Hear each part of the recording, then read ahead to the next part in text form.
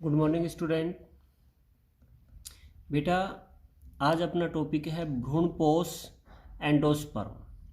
पिछली जो अपनी क्लास थी उसमें हमने निषेचन पढ़ा था और आवर्त बीजी में जो निषेचन 2 बार होता है यानी डबल फर्टिलाइजेशन होता है, जिससे एक तो जाइगोट बनता है और दूसरी संरचना भ्रूणपोष बनती है।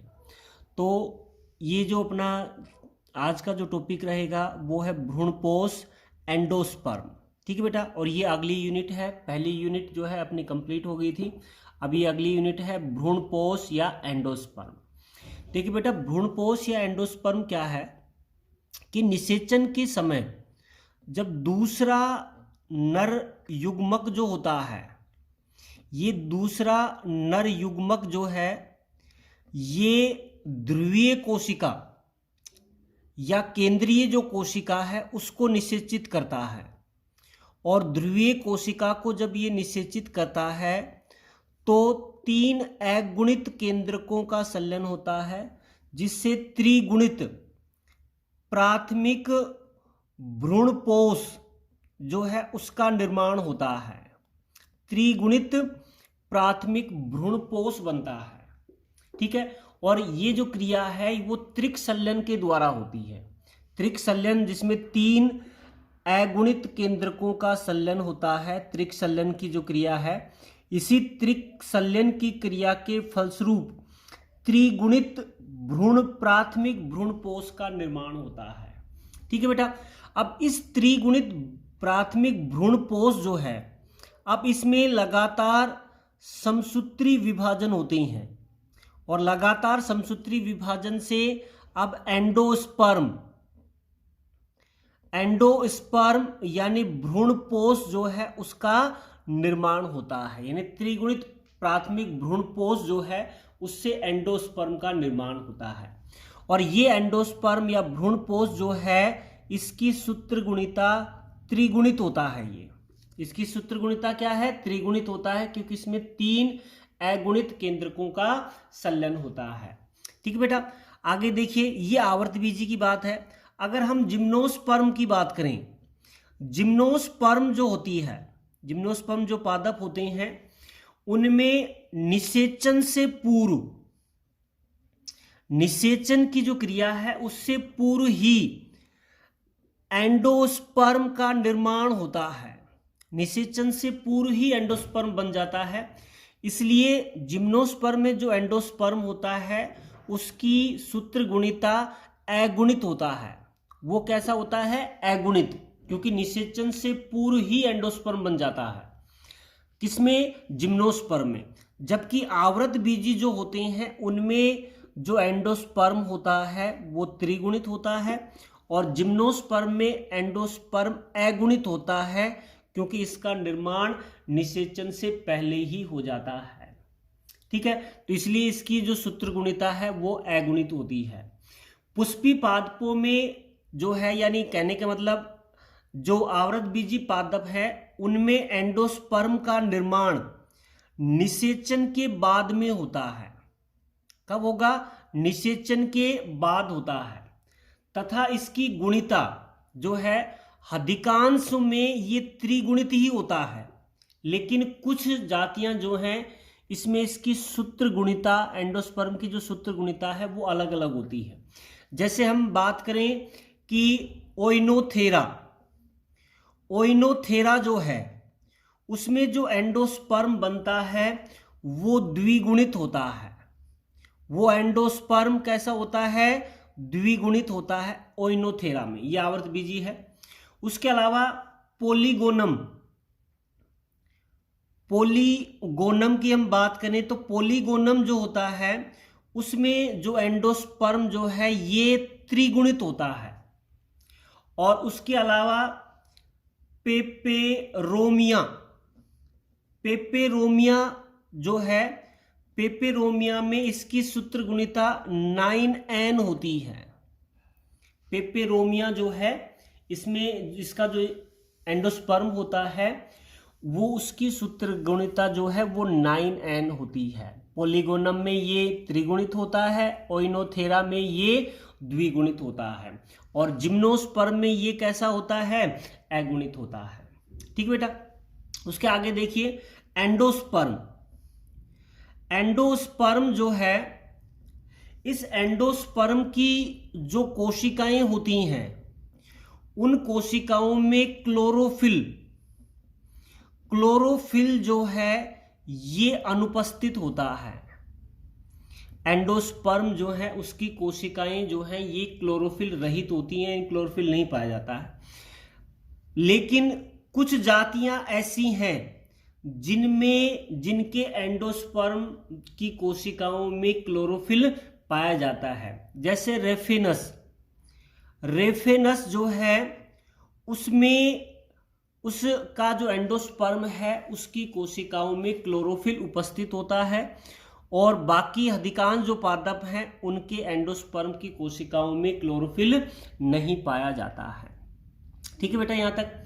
आगे देखिए, अब आगे लेते हैं भ्रूणपोष। जो एंडोस्पर्म है अपना, उसके प्रकार की बात करते हैं कि आवृतबीजी जो हैं उनमें भ्रूणपोष कितने प्रकार का होता है, पढ़ा भी होगा आपने समानतया। तो ये एंडोस्पर्म जो है ये 3 प्रकार का होता है। 3 प्रकार का कौन सा है? पहला जो एंडोस्पर्म है न्यूक्लियर एंडोस्पर्म, यानी केंद्रीय एंडोस्पर्म जो है, केंद्रीय भ्रूणपोष। और ये केंद्रीय भ्रूणपोष जो है ये 56% आवृतबीजी पादपों में पाया जाता है। न्यूक्लियर एंडोस्पर्म या केंद्रीय भ्रूणपोष जो है ये 56% आवृतबीजी पादपों में पाया जाता है। दूसरा एंडोस्पर्म है सेलुलर एंडोस्पर्म जो है कोशिकीय भ्रूणपोष, जो 25% जो आवृतबीजी हैं उनमें पाया जाता है। और तीसरा आता है माध्यमिक या हेलोबियल एंडोस्पर्म, और ये हेलोबियल एंडोस्पर्म जो है ये 19% जो आवृतबीजी पादप हैं उनमें पाया जाता है। तो 3 प्रकार का हो गया, एक तो केंद्रकीय एंडोस्पर्म, दूसरा कोशिकीय भ्रूणपोष, और तीसरा हेलोबियल भ्रूणपोष। कौन कौन से हो गए बेटा? केंद्रकीय, कोशिकीय और हेलोबियल भ्रूणपोष। ठीक है बेटा। अब हम सबसे पहला जो है एंडोस्पर्म लेते हैं, और पहला है न्यूक्लियर एंडोस्पर्म। न्यूक्लियर एंडोस्पर्म या इसे केंद्रकीय भ्रूणपोष आप कह सकते हैं। केंद्रकीय भ्रूणपोष जो होता है, इस केंद्रकीय भ्रूणपोष में जैसे ये है प्राथमिक भ्रूणपोष का केंद्रक है। अब इस प्राथमिक भ्रूणपोष के केंद्रक में अब लगातार विभाजन होंगे, और लगातार विभाजन होने से केंद्रक की संख्या लगातार बढ़ती है। तो केंद्रक की संख्या लगातार तो बढ़ती है, लेकिन इनमें कोशिका भित्ति का निर्माण नहीं होता है। प्रत्येक विभाजन के पश्चात कोशिका भित्ति नहीं बनती है, और कोशिका भित्ति न बनने के कारण सभी केंद्रक जो होते हैं ये मुक्त अवस्था में होते हैं।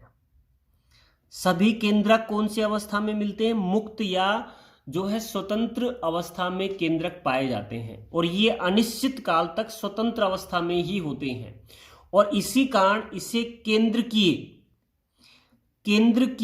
भ्रूणपोष कहा जाता है। भाई सबसे पहले जो त्रिगुणित प्राथमिक भ्रूणपोष का जो केंद्रक था, अब इस केंद्रक में लगातार समसूत्री विभाजन होते हैं। एक केंद्रक से 2, 2 से 4 ऐसे लगातार केंद्रकों की संख्या बढ़ती है। लेकिन विभाजन के पश्चात कोशिका भित्ति न बनने के कारण सभी केंद्रक स्वतंत्र या मुक्त अवस्था में पाए जाते हैं, और इसी कारण इसे केंद्रकीय भ्रूणपोष कहा जाता है।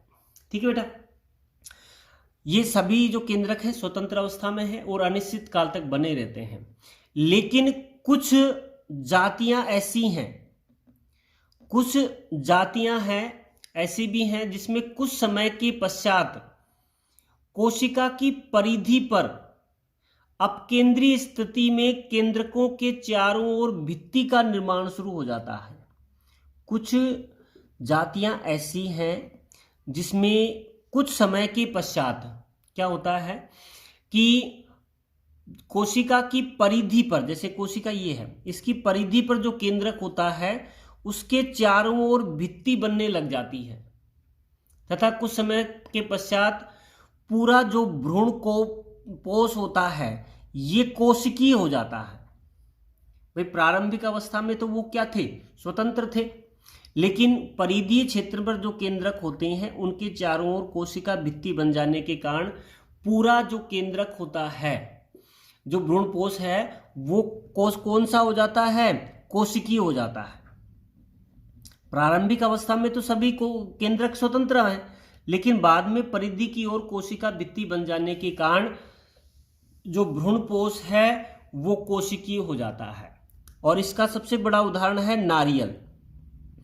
नारियल जो होता है ये प्रारंभिक अवस्था में इसके सभी केंद्रक मुक्त अवस्था में पाए जाते हैं, लेकिन कुछ समय के पश्चात उसकी जो परिधि है उसकी ओर भित्ति बन जाने के कारण पूरा जो भ्रूणपोष है ये कोशिकीय हो जाता है। ठीक बेटा। उसके बाद शुरुआत में सभी जो केंद्रक हैं कोशिका द्रव में, शुरुआत में सभी केंद्रक जो होते हैं ये कोशिका द्रव में मुक्त रूप से या स्वतंत्र रूप से तैरते रहते हैं, लेकिन जैसे जैसे विकास होता जाता है और विकास जब होता है तो उनके मध्य में एक बड़ी रिक्तिका बन जाती है, जिसके कारण केंद्रक जो हैं ये परिधि की ओर विन्यासित हो जाते हैं। केंद्रक कहाँ हो जाते हैं, परिधि की ओर। भाई प्रारंभिक समय में क्या होता है कि सभी केंद्रक जो होते हैं ये कोशिका के मध्य में जो है ये व्यवस्थित होते हैं, लेकिन बीच में एक रिक्तिका बन जाती है और इस रिक्तिका बन जाने के कारण केंद्रक जो है ये परिधि की ओर आ जाते हैं। ठीक है। परिधि की ओर उपस्थित जो न्यूक्लियस है, जो केंद्रक होते हैं, इनमें अब कोशिका भित्ति का निर्माण शुरू होने लग जाता है। कोशिकाएं भित्ति बन जाती हैं और वो जो केंद्रीय भ्रूणपोष था वो कोशिकीय भ्रूणपोष में बदल जाता है। जैसे हम नारियल की बात करें कि कच्चा जो नारियल होता है उसमें जो पानी भरा होता है वो केंद्रीय भ्रूणपोष का उदाहरण होता है, लेकिन जैसे जैसे वो परिपक्व होता जाता है उसमें कच्ची गिरी, नारियल की जिसे बोलते हैं कच्ची गिरी जो है उसका निर्माण होने लग जाता है। कच्ची गिरी जो है वो बनने लग जाती है, तो वो पहले जो केंद्रीय की अवस्था में था बाद में वो किस में बदल जाता है, कोशिकीय अवस्था में बदल जाता है। ठीक है। इसी तरह हम अगर सुपारी की बात करें, सुपारी का विकास नारियल के बिल्कुल समान होता है। सुपारी जो होती है उसका भ्रूणपोष जो है उसका विकास बिल्कुल नारियल के समान होता है, लेकिन ये कोशिकीय होने के कारण ये कैसा हो जाता है, कोशिकीय होता है। कोशिकीय होने के कारण अत्यधिक कठोर हो जाता है। सुपारी जो है उसमें उसका जो एंडोस्पर्म है उसका विकास जो है ये नारियल के समान ही होता है, लेकिन ये कोशिकीय होने के कारण ये अत्यधिक कठोर हो जाता है। ठीक है बेटा। तो ये हो गया केंद्रकीय भ्रूणपोष। ठीक है बेटा। अब इसमें हम लेते हैं एक छोटा सा टॉपिक है चूस्कांक। चूस्कांक देखिए बेटा, केंद्रीय भ्रूणपोष जो होता है उसके निभागी सिरे पर, निभागी जो सिरा होता है इस निभागी सिरे पर कुछ कोशिकाएं स्वतंत्र रूप से, कुछ कोशिकाएं स्वतंत्र रूप से दीर्घित हो जाती हैं और चूस्कांक की भांति कार्य करती हैं। जो केंद्रीय भ्रूणपोष होता है उसके निभागी सिरे पर कुछ कोशिकाएं जो हैं ये दीर्घित हो जाती हैं और जो बीजांडकाय, इसके बाहर और जो बीजांडकाय है उससे पोषक पदार्थों का अवशोषण करती हैं, यानी वो चूस्कांक जो है उसकी तरह व्यवहार करती हैं। ठीक है। कुछ ही कोशिकाओं में होता है ये। तो ये अपना पहला हो गया न्यूक्लियर एंडोस्पर्म यानी केंद्रकीय भ्रूणपोष, जो नारियल में, सुपारी जो है उसमें ये पाया जाता है। ठीक बेटा, ये पहला प्रकार हो गया भ्रूणपोष का। अब दूसरा प्रकार लेते हैं, वो है सेलुलर। दूसरा जो प्रकार है वो है सेलुलर एंडोस्पर्म यानी कोशिकीय भ्रूणपोष। कोशिकीय भ्रूणपोष, सेलुलर एंडोस्पर्म, कोशिकीय भ्रूणपोष। देख बेटा, कोशिकीय भ्रूणपोष में क्या होता है कि इसके जो त्रिगुणित प्राथमिक जो भ्रूणपोष का केंद्रक होता है, उसमें जब समसूत्री विभाजन होता है तो प्रत्येक विभाजन के पश्चात कोशिका भित्ति बन जाती है, और प्रत्येक विभाजन के पश्चात कोशिका भित्ति बनने के कारण जो भ्रूणपोष है वो कौन सी अवस्था में आ जाता है? कोशिकीय अवस्था में आ जाता है, और इसी कारण इसे कोशिकीय भ्रूणपोष कहा जाता है। ठीक है, इसमें कोई भी केंद्रक जो होता है, कोई भी केंद्रक जो है ये मुक्त अवस्था में नहीं पाया जाता है। ठीक है बेटा, तो जो सेलुलर एंडोस्पर्म है कोशिकीय भ्रूणपोष में, इसके जब त्रिगुणित प्राथमिक भ्रूणपोष के केंद्रक में समसूत्री विभाजन होता है तो प्रत्येक विभाजन के पश्चात कोशिका भित्ति बन जाती है, जिसके कारण जो भ्रूणपोष है वो कोशिकीय अवस्था में आ जाता है। इसी कारण इसे कोशिकीय भ्रूणपोष कहा जाता है। और कोशिकीय भ्रूणपोष में भी चूस्कांग जो हैं उनका विकास होता है, और इसमें अनेक भ्रूणपोष की अनेक जो कोशिकाएं होती हैं, ये अनेक कोशिकाएं बीजांडद्वारी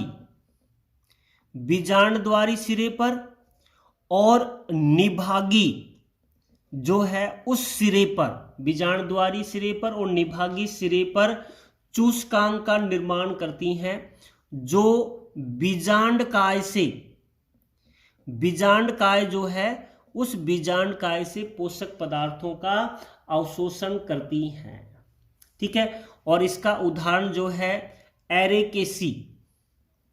एरेकेसी कुल के जो पादप हैं उनमें सेलुलर एंडोस्पर्म मिलता है, और उसके निभागीय और बीजांडद्वारी जो सिरे की जो कोशिकाएं हैं ये चूस्कांग की भांति कार्य कर बीजांडकाय से पोषक पदार्थों का अवशोषण करती हैं। ठीक है बेटा, ये दूसरा हो गया। तीसरा प्रकार का जो भ्रूणपोष है वो है माध्यमिक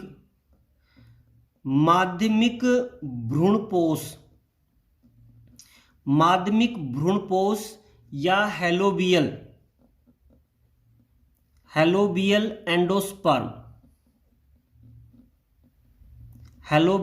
एंडोस्पर्म या माध्यमिक भ्रूणपोष। देख बेटा, माध्यमिक भ्रूणपोष जो है, माध्यमिक इसलिए कहा जाता है कि ये केंद्रीय और कोशिकीय जो भ्रूणपोष होता है उन दोनों का मिला जुला रूप होता है। केंद्रीय भ्रूणपोष और कोशिकीय जो भ्रूणपोष है उसका मिला जुला रूप होता है।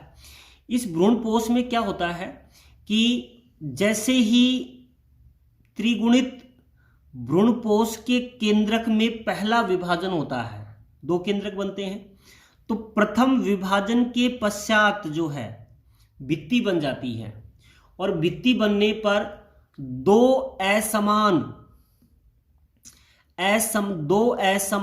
कोष्ठ बन जाते हैं, जिसमें एक निभागी प्रकोष्ठ होता है, एक निभागी कोष्ठ होता है जो आकार में छोटा होता है, और एक बीजांडद्वारी प्रकोष्ठ होता है जो आकार में कैसा है? बड़ा है, और ये आकार में कैसा होता है? छोटा हो जाता है। ठीक है, निभागी कोष्ठ व बीजांड द्वारी कोष जो है उसका निर्भाग होता है। लेकिन उसके बाद जो भी विभाजन होते हैं वो सभी विभाजन स्वतंत्र होते हैं। सभी विभाजन क्या होते हैं? स्वतंत्र होते हैं। पहले विभाजन के पश्चात ही कोशिका भित्ति बनती है और उसके बाद कोशिका भित्ति का निर्माण नहीं होता है। लेकिन भ्रूण जैसे जैसे वृद्धि करता जाता है, भ्रूण जो है पुनः कोशिकीय अवस्था में आ जाता है। यानी प्रारंभिक समय में तो पहली भित्ति बनने के कारण निभागी प्रकोष्ठ बना, बीजांडद्वारी प्रकोष्ठ बना। उसके बाद जो विभाजन होंगे सभी स्वतंत्र विभाजन होते हैं, ठीक है। और उसके कुछ समय के बाद यानी जब भ्रूणपोष परिपक्व हो जाता है तब उसमें ये भ्रूणपोष कोशिकीय हो जाता है। यानी ये केंद्रकीय और कोशिकीय दोनों भ्रूणपोष का मिला जुला रूप होता है। और ये किन में मिलता है? हेलोबियल जो गण है उनके सदस्यों में ये भ्रूणपोष पाया जाता है। तो ये 3 प्रकार का भ्रूणपोष हो गया बेटा। एक तो केंद्रकीय भ्रूणपोष, कोशिकीय भ्रूणपोष और माध्यमिक या हेलोबियल भ्रूणपोष। ठीक बेटा। हेलोबियल जो भ्रूणपोष है इसमें भी चूस्कांग जो हैं उनका निर्माण होता है इसमें भी। और ये भी समानता है बीजांडद्वारी। बीजांडद्वारी जो भाग होता है उस क्षेत्र की कुछ कोशिकाएं चूस्कांग की तरह वृद्धि करती हैं। चूस्कांग की तरह वृद्धि करके बीजांड काय में प्रवेश करके पोषक पदार्थों का अवशोषण करती है। ठीक है बेटा। तो ये 3 प्रकार का हो गया। उसके बाद 2 छोटे छोटे टॉपिक हैं बेटा। एक तो है जीनिया व मेटाजीनिया। जीनिया व मेटाजीनिया। जीनिया और मेटाजीनिया क्या है? देख बेटा, परागकण जो है, परागकण में पाए जाने वाले परागकण जो है उसमें पाए जाने वाले जीन के कारण एंडोस्पर्म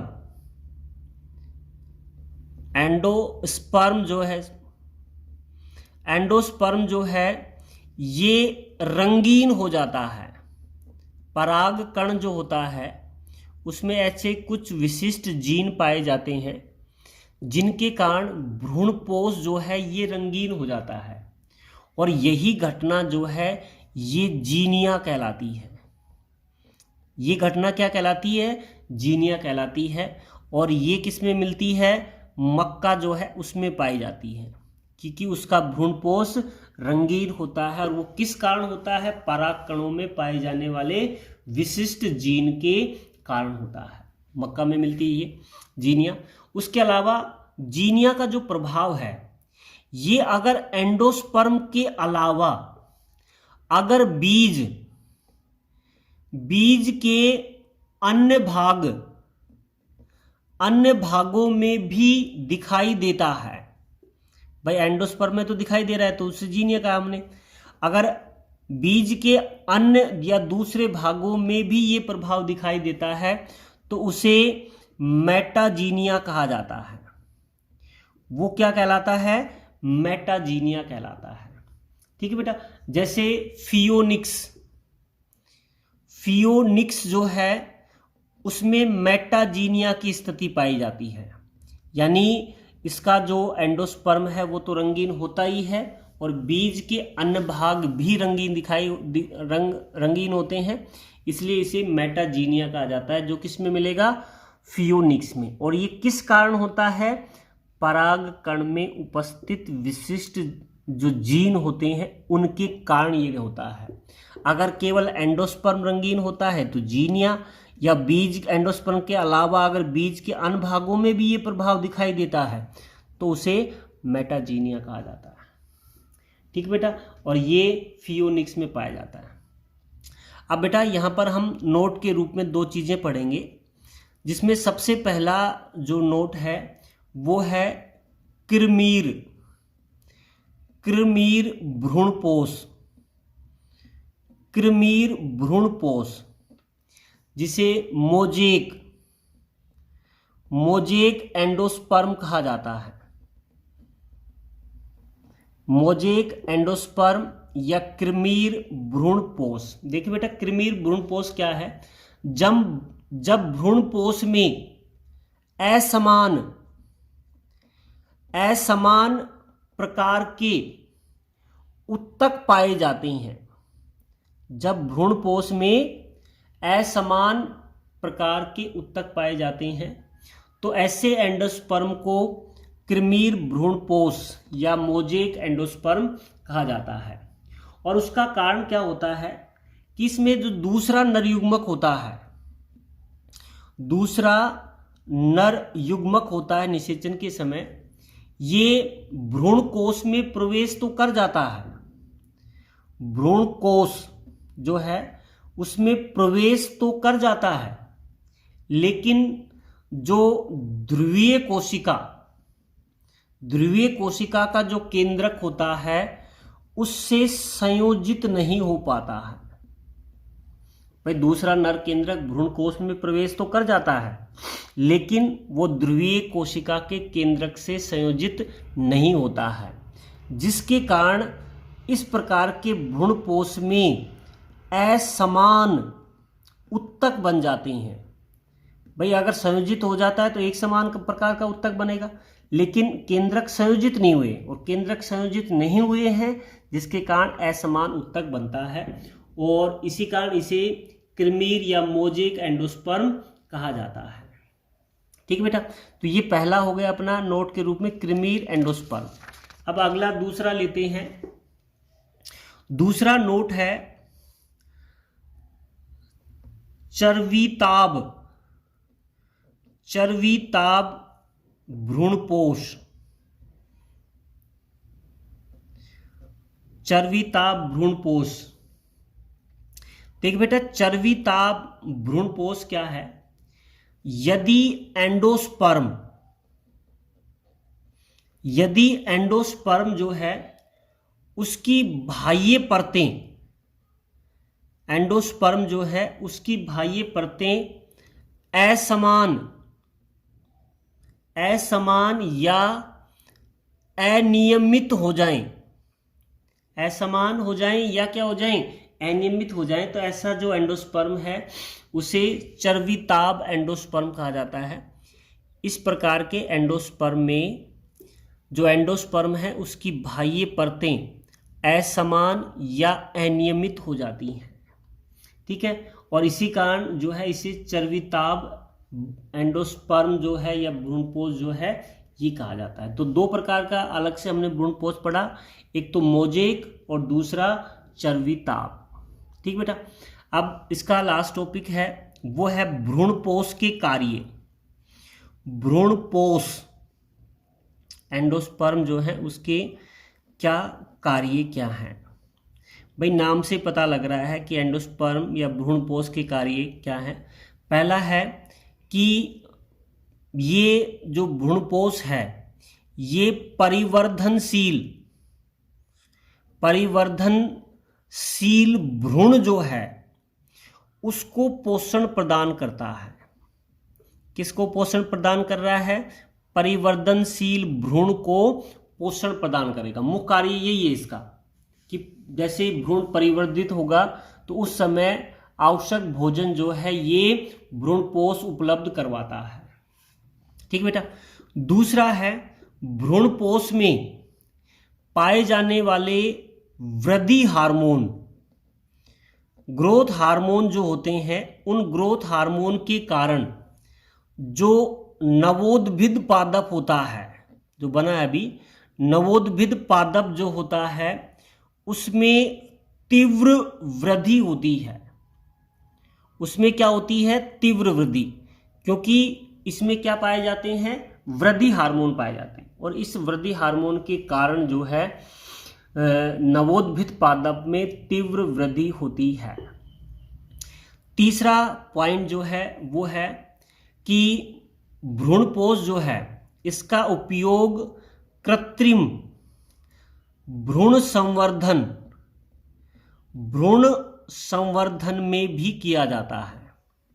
कि कृत्रिम रूप से या प्रयोगशाला में जब भ्रूण का परिवर्धन किया जाता है तो उस समय भ्रूणपोष का उपयोग किया जाता है। तो 3 इसके कार्य हो गए, परिवर्तनशील भ्रूण को पोषण प्रदान करना, वृद्धि हार्मोन के कारण नवोदित पादप में भ्रूणपोष के कारण तेजी से वृद्धि होती है, और कृत्रिम भ्रूण संवर्धन में भी इसका उपयोग किया जाता है।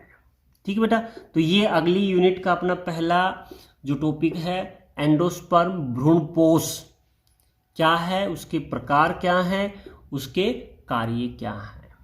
ठीक है बेटा, आज के लिए इतना ही। Thank you.